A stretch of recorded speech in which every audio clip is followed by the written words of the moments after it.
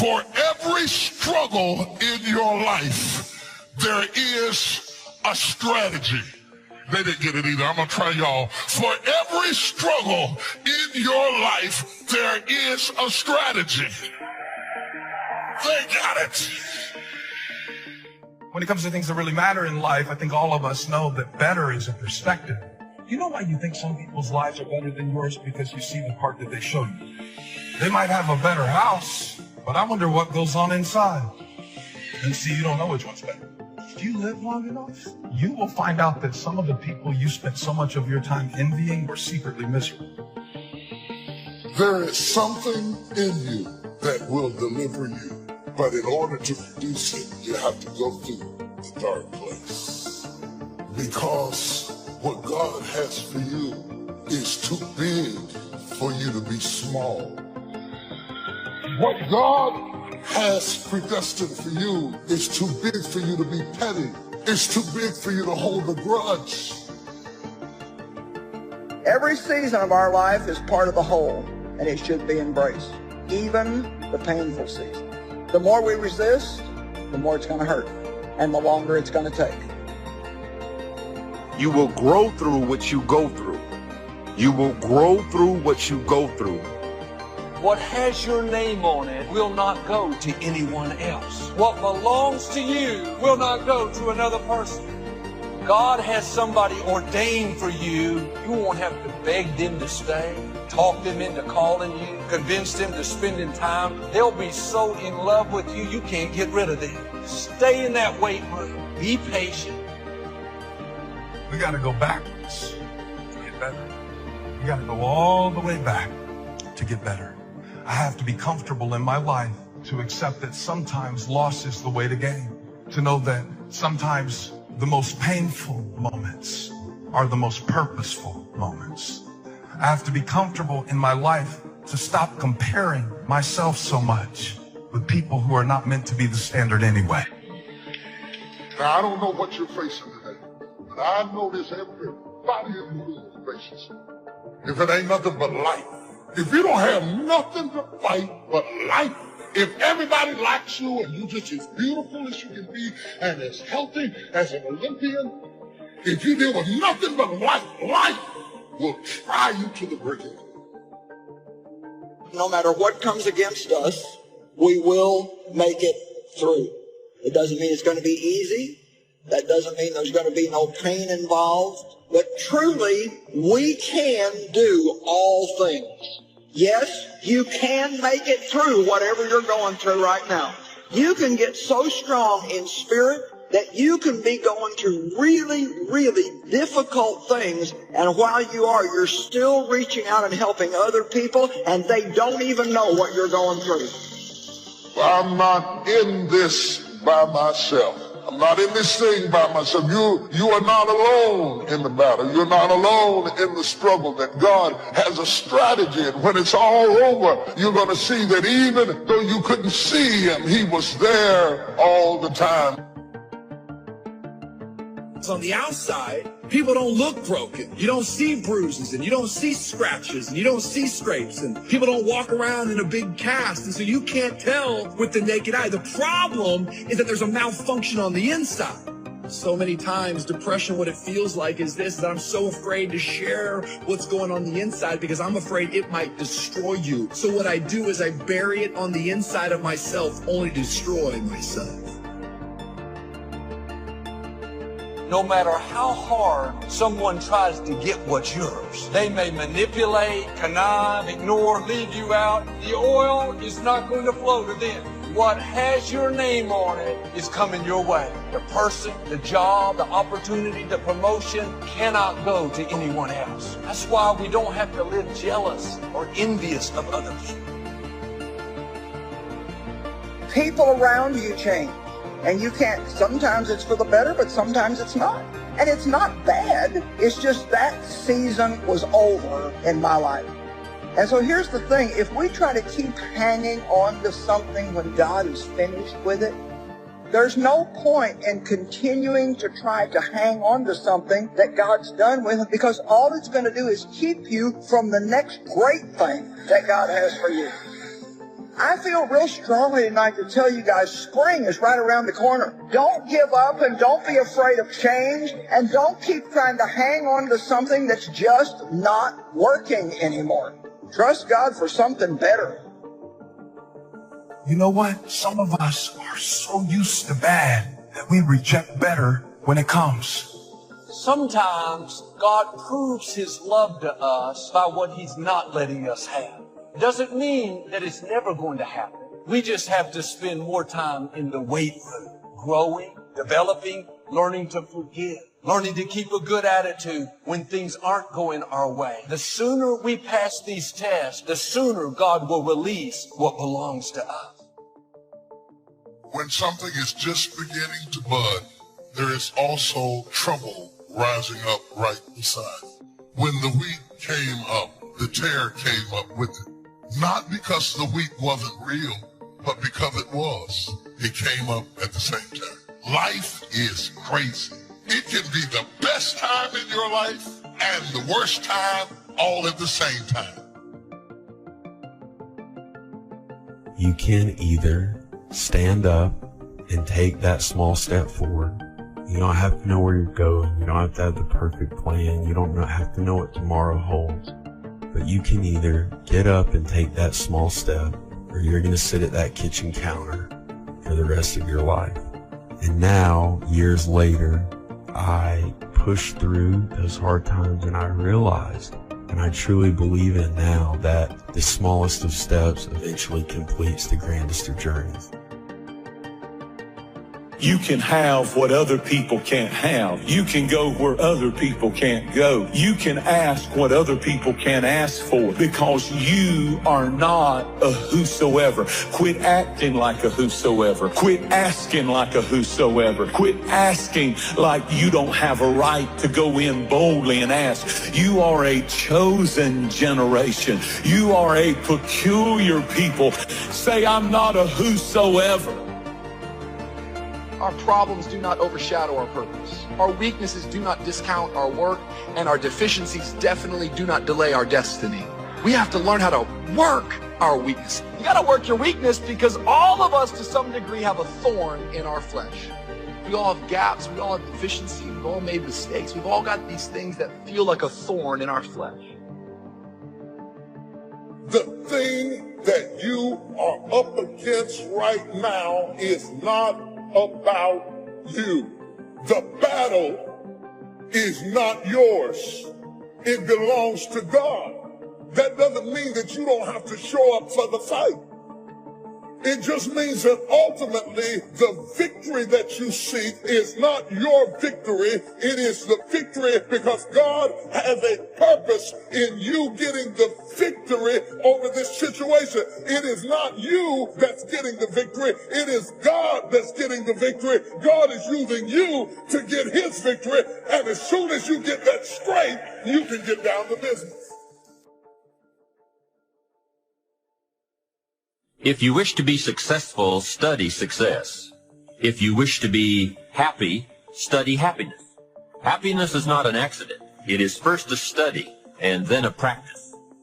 You would naturally assume that most people would make a careful study of them. Why they do not is yet another example of those aspects of life that fall into the category of mysteries of the mind. Remember, major keys to your better future are going to be ideas and information. Open people like to live on the periphery of boundaries, and they like to break boundaries between things because interesting things happen when you think a different way, when you think outside of the box, so to speak. That's what open people do. They always think outside of the box, no matter what box you put them in. You know, and sometimes you meet people that are so open that they're completely disorganized. Their thought process is almost completely associational, like a dreamer. They just jump from one thing to another. They're very interesting to talk to. It's very hard for those people to get their lives together because they're interested in absolutely everything, and their attention just flits all over the place. If we have any lack, it is not because we lack money or opportunity or resources. It is because we lack ideas that have taken form from information. If you search, you will find. So that is the way to discover ideas and life-changing information. Search. In order to find, you must search. You must go and engage in conversations with people of substance. You must go looking, go searching. Rarely does a good idea interrupt you. And as you make a diligent search, you will find just the ideas you need. Everybody's been through some shit in their childhood. Alcohol and drug abuse, family members, grandmother, family dying, and it all sets you back. It's a setback for a setup to get to the ultimate blessings. And I came to speak to somebody today who has some triumph in your life, but you've also got some trouble. You've got some joy in your life, but you've also got some sadness.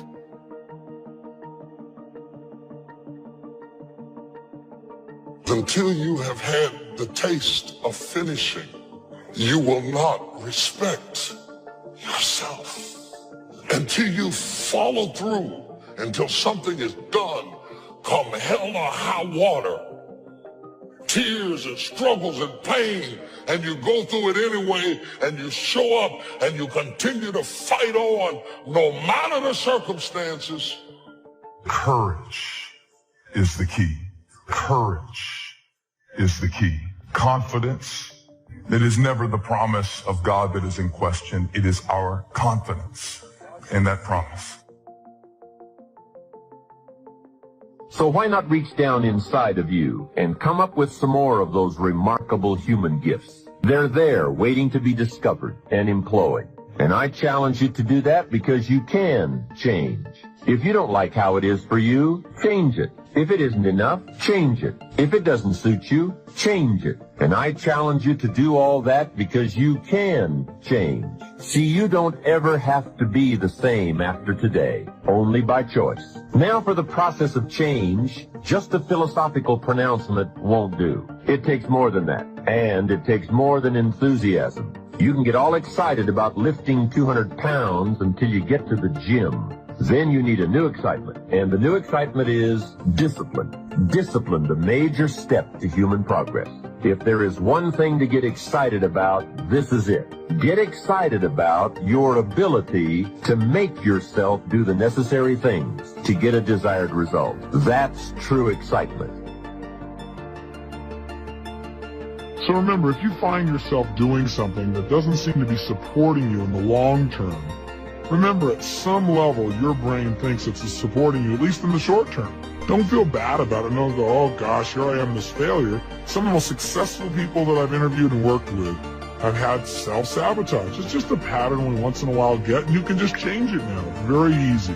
You can free yourself from self-sabotage right now by knowing from this day forward that if you ever start to sabotage yourself, one, try another approach. Maybe it's you're just not paying attention. Maybe you're not focusing. Maybe you just got some poor habits. If they're just bad habits, refocus and decide what you do want to accomplish. Really making personal changes calls for 10% inspiration and 90% perspiration.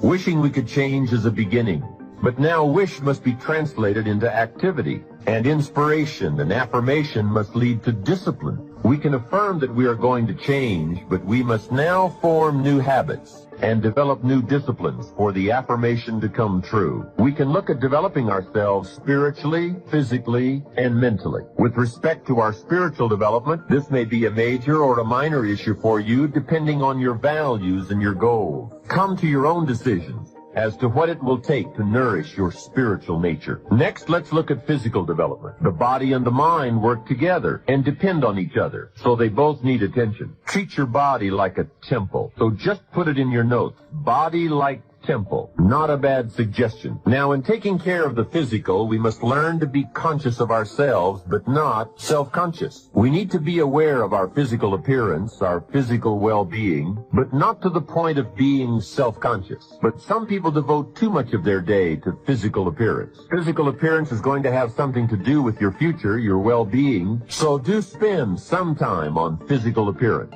How we appear to other people does make a difference in terms of our acceptance and our ability to function and do well in the marketplace.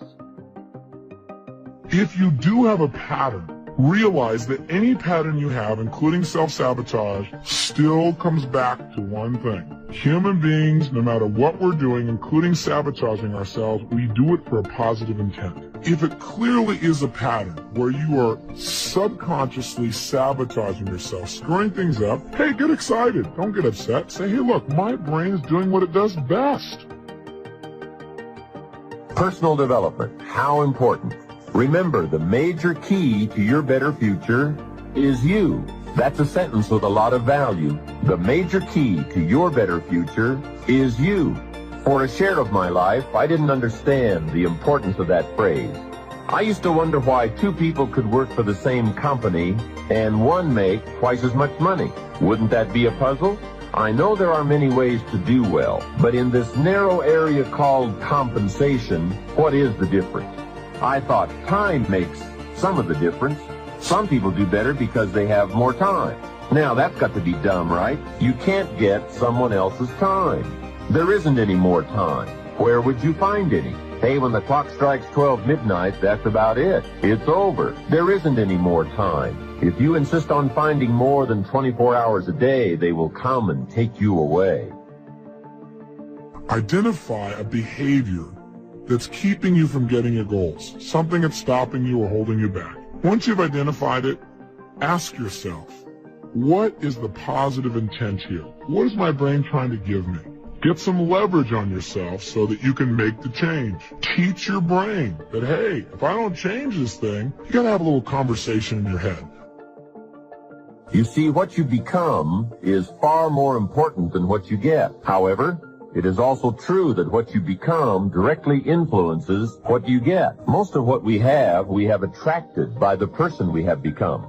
So here's the great challenge of life. You can have more than you've got because you can become more than you are. That is the great focus of attention for life change. Now, on the other side of the coin, it reads, unless you change how you are, you'll always have what you've got. I've discovered that income does not usually exceed personal development. Sometimes income takes a lucky jump, but unless you keep growing out where it is, it will usually come back where you are. Life has strange ways. A very rich man once said, if you took all the money in the world and divided it equally among everybody, it would soon all be back in the same pocket.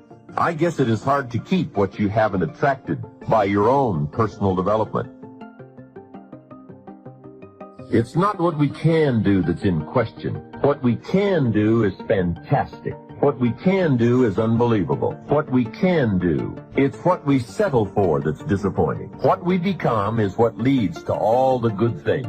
And the habits we form, habits of mind, attitude, and behavior, are a dominant part of what we are becoming. Now, I understand as well as anyone that forming new habits doesn't come easy. But new habits will come when we change, but rather by changing small pieces and parts at a time. I think that's how most of us change. We just keep nudging ourselves in the right direction, forming one or two new habits at a time, little by little, until finally we've made the turn. And this is where the good life comes from, those personal changes. There's nothing you can do with the seasons, but there's everything you can do with yourself. Wish for your own attitude, strength, and capabilities to change in order to handle the winters. Time, we will probably use them all, unless somebody finally comes along and blows all those excuses apart to make us come face to face with the real reasons for our current dilemma. Until that time, we will probably use another million excuses to prevent ourselves from having $1 million. Here's one of the major questions I'll pose to you during this program.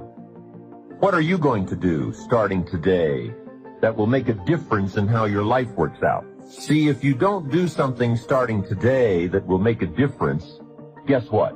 It's going to be the same. And you can guess what the next 5 years are going to be like. Just look at the last 5. Now here's another key question. What can you do starting today that will make a difference? That's a good question. What can you do? What can you do with economic chaos? What can you do with massive disappointment when it's all gone wrong? What can you do when it won't work, when you've run out of money, when you don't feel well, and it's all gone sour? What can you do? Well, let me give you the broad answer first. Here's what you can do. You can do the most remarkable things, no matter what happens. Hey, people can do incredible things, unbelievable things. A man can do the most amazing things with the most impossible circumstances. A woman can do the most remarkable things with the most disastrous circumstances. Hey, I found out kids can do remarkable things. That is, if they have remarkable things to do. I also found out if they don't have remarkable things to do, there's no telling what they'll do. For things to change for you, you've got to change, no matter what successes you've already achieved. Otherwise, it isn't going to change for you. I sure hope things will change. That seemed to be my only hope. If it wasn't going to change, I was in serious trouble. Then I found out it wasn't going to change, and I was in serious trouble. Hey, remember, it isn't going to change. Not long ago, I did a seminar for a group of oil company executives during their convention in Honolulu. Sitting around this conference table, one of them asked, Mr. Rohn, you know some important people around the world. What do you think the next 10 years are going to be like? I said, gentlemen, I do know the right people. I can tell you. So they all listened very carefully. I said, gentlemen, based on the people I know and from the best of my own experience, I've concluded that in the coming 10 years, it's going to be about like it's always been.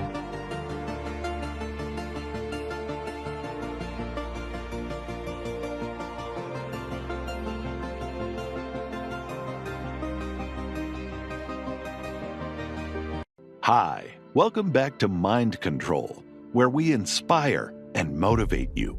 Hope you enjoy the video. Now, Schoff also said, when you find out something that works, put the information in your journal. Don't use your head for a filing cabinet. Put it in your journal so that you can do the next best thing. Repetition, repetition, repetition. Go over it. And if you repeat it, go over it, sure enough, someday, some mysterious day, the idea takes root, starts to grow, and shows up in your bank account, and your dress, and your personality, and your lifestyle. But capture the ideas in your journal. Find out how things work. Schoff gave me this word for my life change. He said, study. Great word. If you wish to be successful, study success. If you wish to be happy, study happiness. If you wish to be wealthy, study wealth. Don't leave it to chance. Make it a study. Some people just go through the day with their fingers crossed. See, that won't do it. You've got to study the things that can change your economic, social, spiritual, personal life. Now, here's a qualifying phrase. And we'll have several of these qualifying phrases throughout the seminar. Here's the first one. You may not be able to do all you find out. I understand that. You may not be able to do all you find out, but you should find out all you can do. See, you don't want to wind up at the end of your life and discover that you've lived only 1/10 of it. And the other 9/10 went down the drain.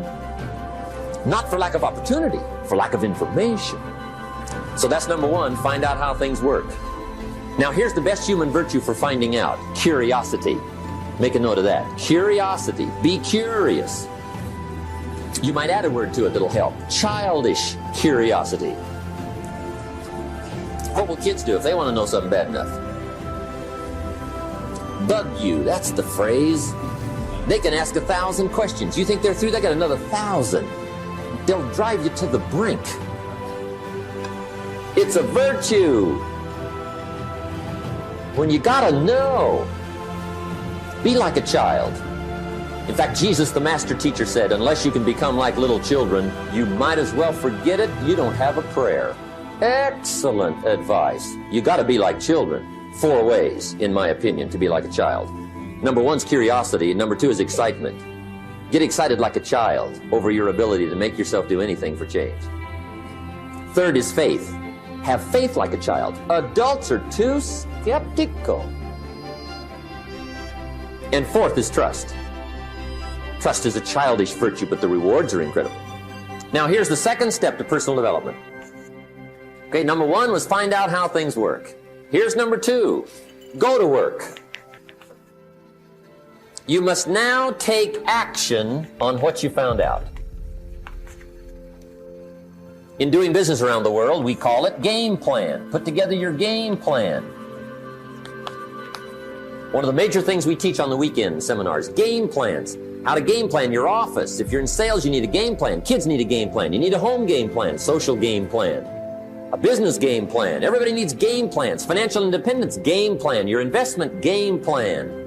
Don't think in your head. Put it on paper. Don't operate out of your mind. Operate from paper. I often ask somebody, what are you going to do the next 6 months? And somebody starts to tell me. I say, no, don't tell me. Show me. Show me your game plan for the next 6 months. Then I can look at things and maybe I can help. But you got to operate from paper. Put it on a game plan. Take action on what you found out. Now here's the best word I know of to go with action. Massive. See, that'll change everything. Massive action is called the cure-all. If you're going to make calls, make a few thousand. If you're going to make contacts, make a few thousand. If you're going to knock on doors, knock on a few thousand. See, that'll change everything. Here's the language of the poor. I'll try it a time or two and see what happens. It's the way poor people talk. The guy says, well, I'll give it 30 days. 30 days. You could guess his bank balance. You've got to have a better game plan. So here's one of the major things to do starting tomorrow. Take a look at your game plan. If it isn't loaded with massive action, change it tomorrow. Action. The formula really works like this. Pick up a good idea, take heavy action. Pick up a couple of good ideas, take heavy action. That's the formula for success. Heavy action.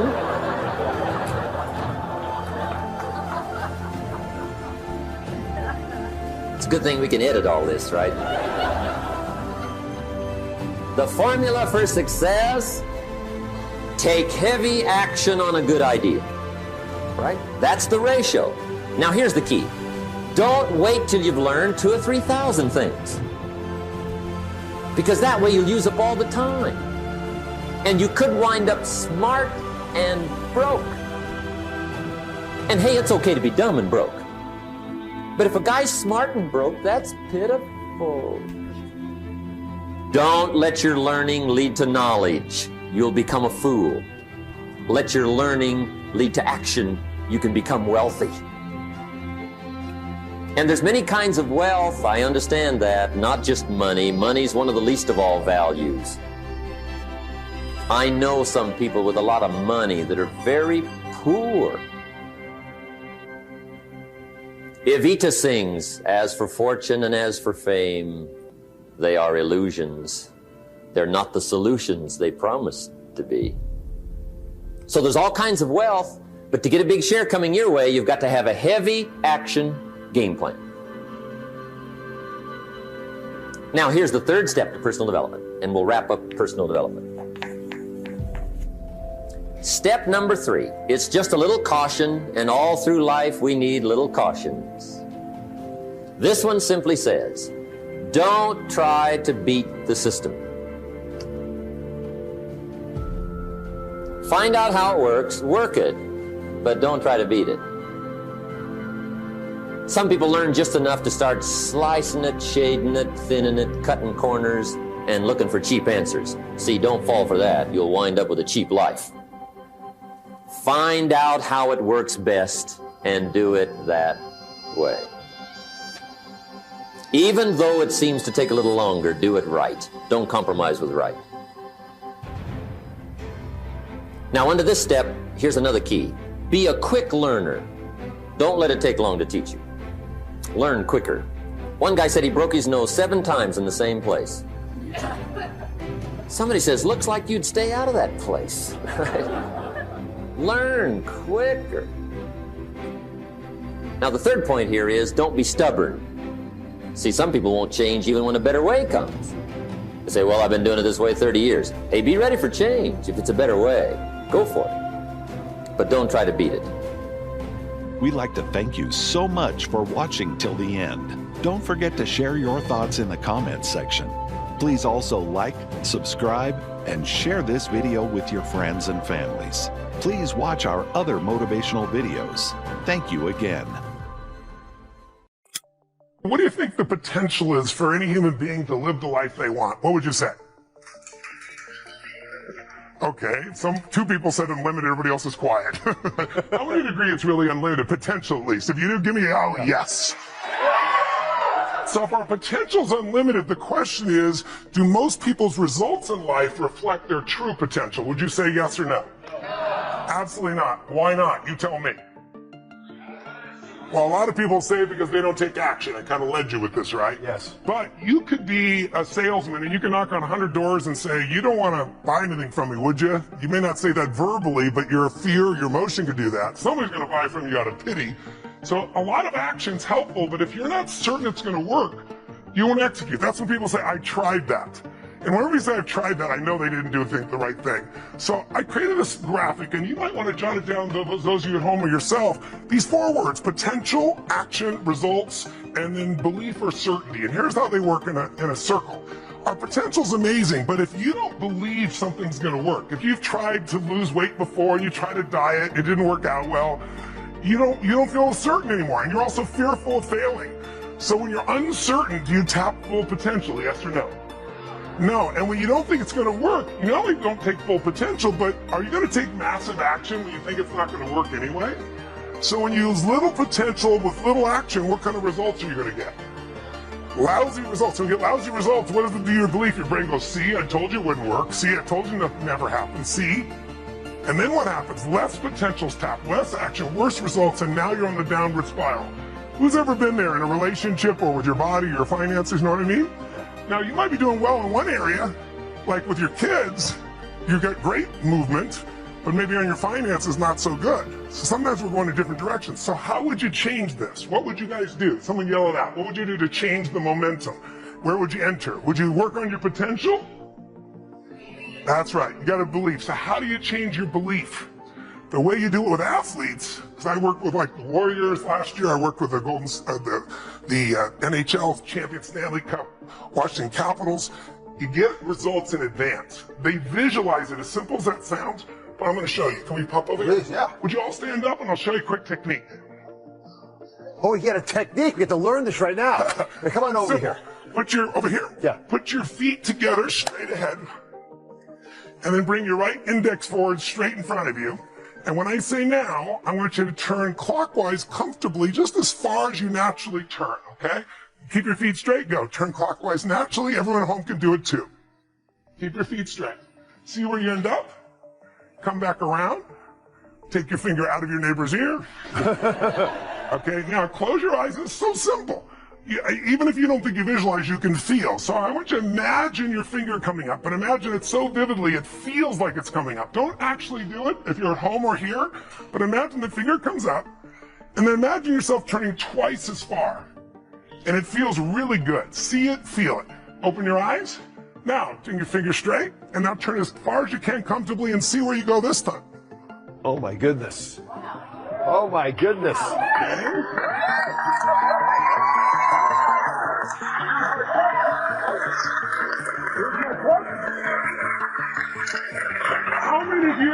How many of you went significantly further? How many went at least 25% further this time? Okay, go. So here's my quick question. Did you have the potential to turn that far the first time? The potential. Potential, yes. Yes. So why didn't you? Because you have beliefs even about how far you can turn, even though you're unaware of them. So you have beliefs about money, you have beliefs about relationship, you have beliefs about business, you have beliefs about your own beauty or strength. And so the way to change them, this is the simplest way I could show you in 2 minutes, is to condition your mind. Because once the mind is certain, the body will go there. Tell us how your life's better. Okay? I don't know how long the session was. Again, there's no script here, baby. I just want to work with you heart to heart to say one thing. If you want to break through, you have to make new decisions. New choices create a new life. The only thing stopping you is some limiting belief.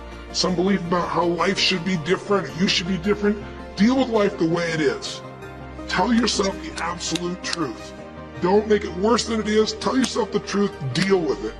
Get a vision, get strong, get a strategy, get a role model with a strategy and get into action, and then put your focus on taking action every day. Giving, change your approach, you will get there. Every miracle in the Bible has one thing in common, just one thing in common. Trust me on this, I've studied it. The only thing in common, every miracle in the Bible begins with a problem. You never see a miracle in the Bible without a problem first. There's a problem and then a miracle. So what does that mean? Well, what that means is that when you have a problem, you're blessed because you're a candidate for a miracle. You see, the only person that has a problem is the person that doesn't have a problem.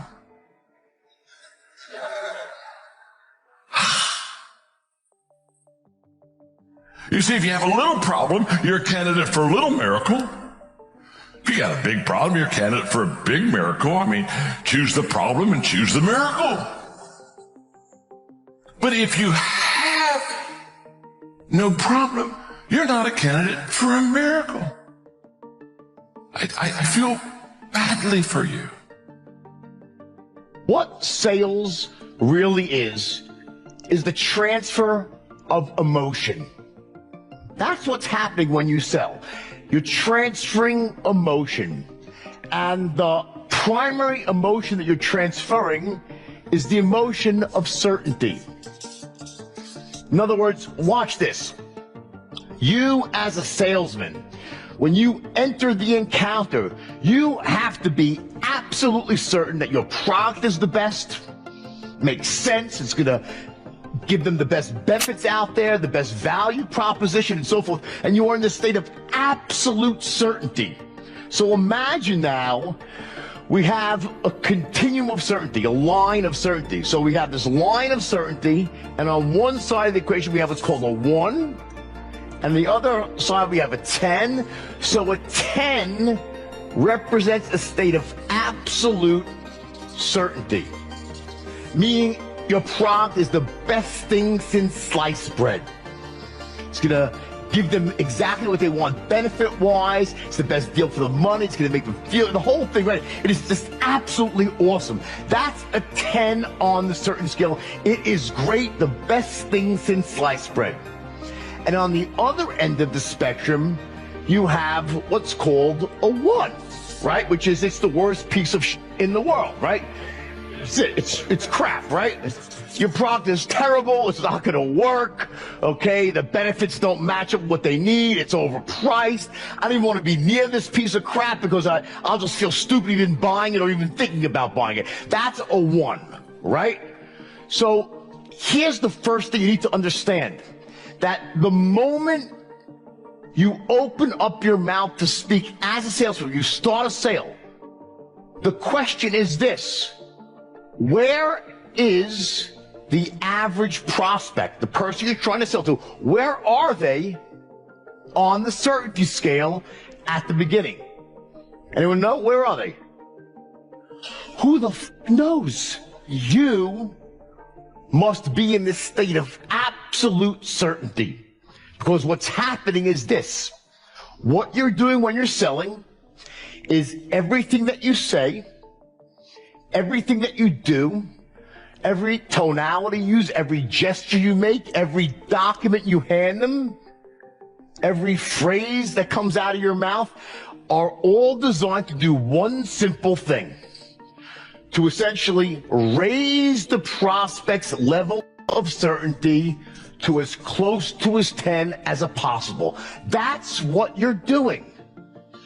The words that you say, the presentation that you make, the tonalities that you use, any documents you have, sales aids, whatever it might be, is all designed to take them from where they are on the certainty scale and move them to as close to where you are as possible. Essentially, you're transferring your white-hot certainty to someone who's at a cooler level, at a lower level of certainty. It's almost like this first law, or I think it's actually the second law of thermodynamics in physics, right? And you study physics. Energy always flows from hot to cold, not the other way around. So you need to be at this white-hot level of certainty. It's exuding out of you, every pore that you have, and we know what certainty feels like and sounds like. We intuitively know as salespeople, and our prospects know as well. We know when someone sounds certain and they have confidence and they're enthusiastic. We know what that looks like, feels like, and sounds like. Paulo Coelho, the author of The Alchemist, once said that when you and I turn 23, 24 years old, our brain, something happens to it where we become more logical. We're no longer, oh my gosh, this is possible, I can take over the world. I don't know if I can really take over. It seems kind of impossible if you really think about it. There's no way in the world we can do something like this. So we go into this whole different state of thinking, right? The possibility thinking is not out there. Let me explain to you a little bit more about this. Go back 2011. I'm in my room, in my office in Woodland Hills, right by Warner Center Marriott. I have made a friend. I had known him for 4 or 5 years. We've done business together. Very smart guy. Loved him. Loved his wife. Good-looking family. Went to Wharton Business School. Sharp as hell. Brilliant guy. He comes to me after meeting at Cheesecake Factory because he says, I'd like to invest. I want you to be the CEO. I want to be your COO president. We go build this company together. I said, great, let's meet. So we finally meet in the office. It's 12:30. We're about to finalize the information to go into contract. And the number we agreed at this time, there's nothing taking place good at this time with the company. We're trying to build it. It's a lot of work. Well, we've been around for a year and a half. There's some track record. So we come out with this number around $500,000 for 10% of the company. You know what he ends up telling me that night? Here's what he says. He says, you know what, Patrick? I said, what's that? I feel like you're a very good negotiator and you're very good in sales. I said, okay, that's a good thing. That just means that you're very smart to team up with somebody like that. That's a very good salesperson negotiator, because you've told me before that's not your strength. Your strength is more operation and technology. Yes. I said, so do you want to team up with a guy that is opposite strengths to you, who's not in sales and negotiation? I'm trying to understand what you're saying with this. He says, well, I just don't know if I'm going to get the best deal here. I said, let me get this straight. You're getting 10% for only $500,000. And I'm doing this because I want you part of our team. I just think you're selling me. There's some stuff I don't know about. I said, okay, no problem. We went our separate ways. Do you realize if we would have come with that investment, his investment is going to be somewhere between $15 to $20 million today. And he would have excelled. What happened? Wharton Business School, way too logical. Everything was about, well, what if this happens? What if that happens? I could just almost watch him thinking. He went all logical. He didn't see the emotional side. He didn't see the social capital, the vision, what we had going on. And he was afraid because he second-guessed himself. So you know what it's like? Let me explain a little bit deeper for you here so it makes sense to you. When you're 16, you're a girl, you're in high school, 10th grade, 11th grade, someone flirts with you. It's cute. You like it. Like, oh my gosh, I think he likes me. It's nice. You share it with your friends. When you're 45, you're single, maybe divorced, and you meet another man, he's divorced. And you meet him somewhere, he comes and talks to you. The approach sometimes is different. You know what happens? Here's what happens. Wait a minute. I know what you're trying to do. You're flirting with me, right? Yes. I know what you want. You only care about one thing. You're just trying to get in my pants. I'm sorry, what do you mean? All you want from me is one thing. All men, all they want is one thing. Skeptic. Logical. When you're skeptic, logical, the guy says, eventually I'm hoping I get into your pants, because that's what people, if I like you, like me, we should probably go in the bedroom and have some fun together, right? No? You're not? Yes. What's wrong if I'm flirting with you? I'm trying to woo you and chase you. Sometimes your dreams are flirting with you, but you're not letting your dreams flirt. Because all you're doing is saying, I know what you're trying to do with me. You're just trying to get into my pants. Of course your dreams are trying to get into your pants. Your dreams is here. They want to get into here. You're not letting them. You're guarding them so you don't let anybody in. You know what happens when you do that? You live a life with no dreams becoming a reality. Do you really want that life? If you don't want that life, you have to open this up a little bit. And you have to set aside some of the logical thinking, allow for opportunities to come up that get you closer and closer and closer to your dreams.